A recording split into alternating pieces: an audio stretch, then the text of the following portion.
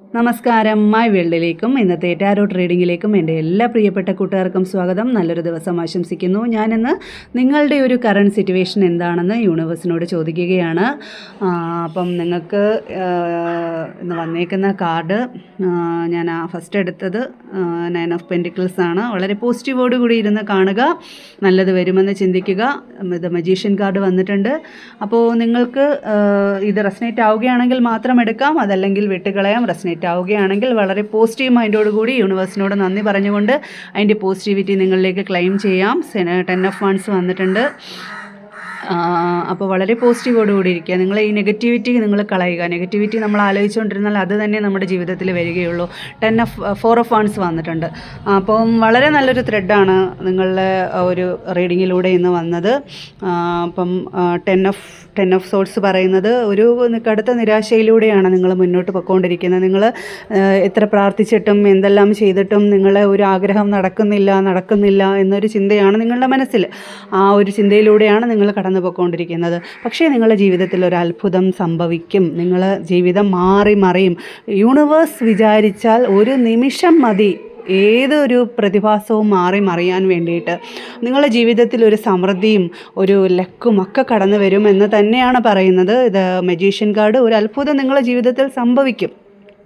നിങ്ങളുടെ വ്യക്തിയാണ് നിങ്ങൾ കാത്തിരിക്കുന്നതെങ്കിൽ, അല്ലെ നിങ്ങളുടെ കരിയറാണ് നിങ്ങൾ കാത്തിരിക്കുന്നത്, നിങ്ങളെ ഒരു ജോലിയുടെ ഒരു സംബന്ധമായിട്ടുള്ള കാര്യമാണെങ്കിൽ എല്ലാം നടക്കും. നിങ്ങളെ ഒരു നിരാശ നിങ്ങൾ കളയൂ. നിങ്ങൾ പോസിറ്റീവായിട്ടിരിക്കും. നിങ്ങൾക്ക് ഒരു ഉയർച്ച ഉണ്ടാവും. നിങ്ങളുടെ വ്യക്തിയുമായിട്ടൊരു റീയൂണിയനാണ് നിങ്ങൾ ആഗ്രഹിക്കുന്നതെങ്കിൽ തീർച്ചയായും നിങ്ങൾക്കത് ഉണ്ടാവും. ഒരു ജോയ്ഫുള്ളായിട്ടുള്ള ഒരു ലൈഫ്, ഒരു സന്തോഷപ്രദമായിട്ടുള്ളൊരു ലൈഫ് നിങ്ങൾക്കുണ്ടാവും.